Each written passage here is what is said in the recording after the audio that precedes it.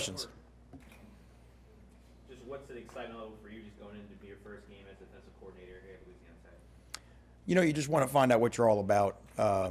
Our guys have done everything we've asked them to do coming through spring and off-season workouts, and we've had a good fall camp. But ultimately, you got to go. You got to go test yourself, and what better environment to test yourself against one of the top teams in the country, and find out where we're at. What do you think you are? Well, like I said, we're ready to play somebody. Like Coach mentioned, I think we have some guys that are playing fast right now, that have grown comfortable into the system, but they're going to endure one of the sternest tests probably that the country has to offer right now. It gets their attention when they see the University of Alabama on the first play of the Sugar Bowl and all 11 guys are in a stance and ready to play, and that's really probably the last snap of the whole game that occurs. So no matter how you try to prepare them for the tempo in which Oklahoma's offense plays with and how fast they really go, it's still every defensive coordinator that goes up against them preaches the same thing in terms of how imperative it is to get ready to play, and yet they still manage to surprise the defense with their tempo. So this game will be as much of a battle from the whistle into the snap as much as it is from the snap into the whistle. How much is your experience against this offense? How much has it played into the game planning for the game? Well, certainly you have a background in terms of what they like to do and what they like to and how they like to do it, but ultimately this is a player's game, and the players will be the one on both sides of the ball that will determine the outcome. We feel like we've got a good plan, and like I said, the biggest thing, game one, regardless of your opponent, it's more about you. It's more about your rules and your assignments, and Oklahoma won't feel any differently towards us. And just making sure that you don't do things to help your opponent. That, to me, above everything, is what you're trying to find game one, is just don't help them. And the way you don't help them is by being aligned in the wrong place, having your eyes on the wrong thing, those type of issues that we can control. That has nothing to do with how fast or how big the guy lined up across from you is. What have you told the defense? What are some of your goals defensively going into this year, just overall? Well, overall, we want to be a winning defense. We want to be defined by what helps our offense win games, and the big part of being a winning defense is being a disruptive defense, try to put the offense in negative situations while at the same time limiting our exposure to big plays, because ultimately that's what dictates points on both sides. If offenses can create explosive plays, that's what helps them put big numbers up on the scoreboard, and defenses that can make the offense go the long way can keep the score down. While you make them go the long way, if you can try to still hunt and get a negative play, get them behind the chains, that increases your odds of getting off the field on third down. So it's not what anybody else tries to. It's not some theory that was unearthed on some faraway planet. It's basically what it takes to play good defense. It's more important now than ever, given the offensive state of the game as it is today.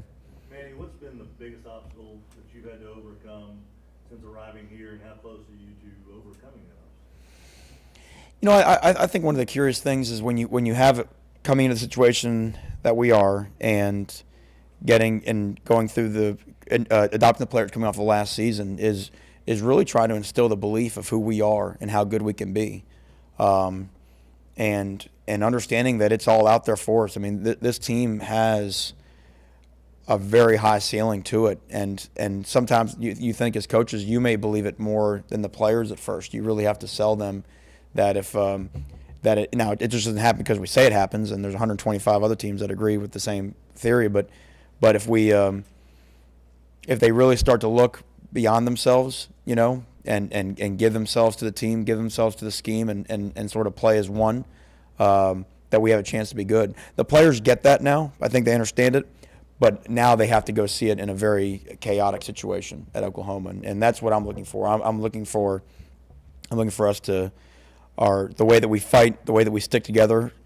You're guaranteed to see adversity on Saturday. It's going to happen without a doubt. It might be as chaotic of an environment as you have to go into. So what I'm looking for is, do we drop our gloves at some point? If you look at Oklahoma's numbers from last year, in the first and third quarter, and everyone they played, I think they outscored their opposition by like 4 points, 6 points.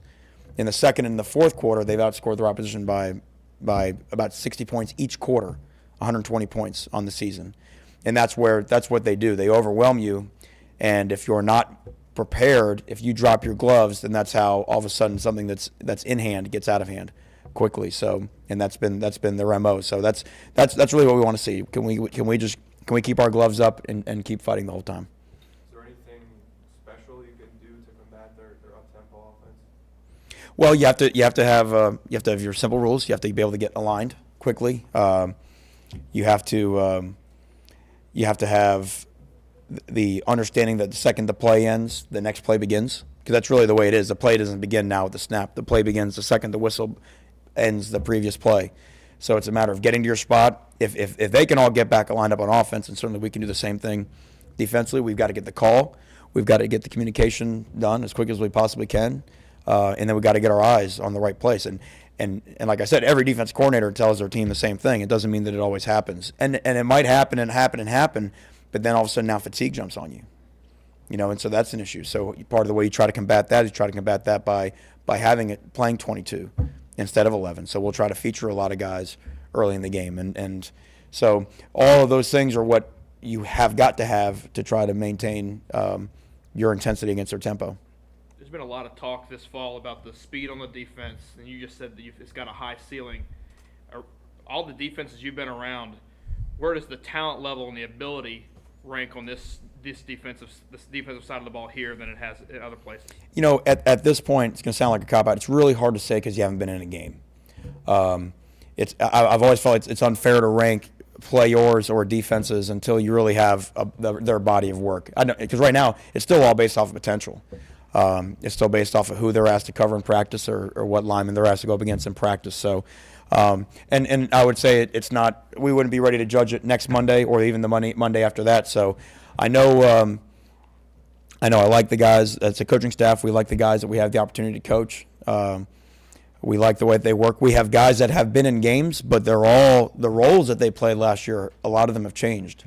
The expectations for the ones that have played has changed. We still have some guys in the position that they're starting in for the first time. They may have played some last year, but not with what we're asking them to do. So it makes a big difference. If you have a guy that was hitting 7th or 8th in the batting order, and also you put that guy 3rd and 4th, yeah, he started, but he wasn't started in the position where he's expected to drive in the runs. So everybody, there's not a guy on defense right now that's not stepping up in terms of their level of expectation from where they were a year ago. And that's what we'll all find out together on Saturday and through all the following Saturdays in terms of how we handle that.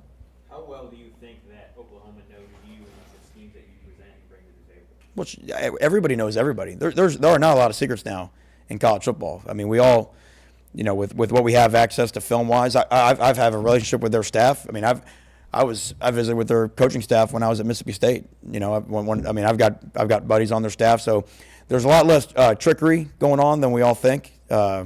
We have an idea of who we have. They're trying to get their guys ready to play, and they're going to focus on just doing what they do well, regardless of how we line up.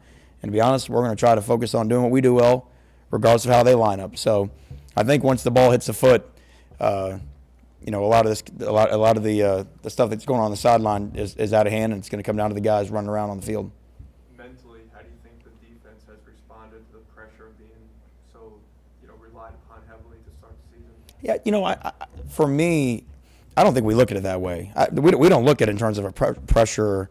Coach Holtz has mentioned, Oklahoma's offense and defense are both fantastic, but I guarantee that Oklahoma's defense still goes to every game saying we're going to win this football game, because defense still gives you the defense always travels. Defense gives you the ability to win every football game, because there's going to be some point where the ball's going to get batted down. Something's going to happen offensively over the course of 12 weeks. So I think any defense in the country would always say we want the burden of expectation of giving our team an opportunity to win the football game. Now, what we all understand is how we work together, that if we get them backed up, the importance of keeping them backed up, because that creates a scoring opportunity for our offense. If our offense is backed up, getting 2 first downs might be a gigantic success. So we can punt Oklahoma deep into their territory, as opposed to going 3 and out and putting them on a deep field. Success is not always defined necessarily by you score, you stop them, because you have the field position. And then the thing that no one ever talks about in games like this, which is special teams. This is a season opener. Special teams is usually one of the things that really has a chance to swing the game one way or another, because that's where giant yardages are done, and it's a hard thing to simulate in practice. All of a sudden here comes a real kick and we're covering it and that type of deal. So we don't look at pressure. We look at this as just the way we play defense, and we're here to help make, to give us a chance to win the game. Anything else?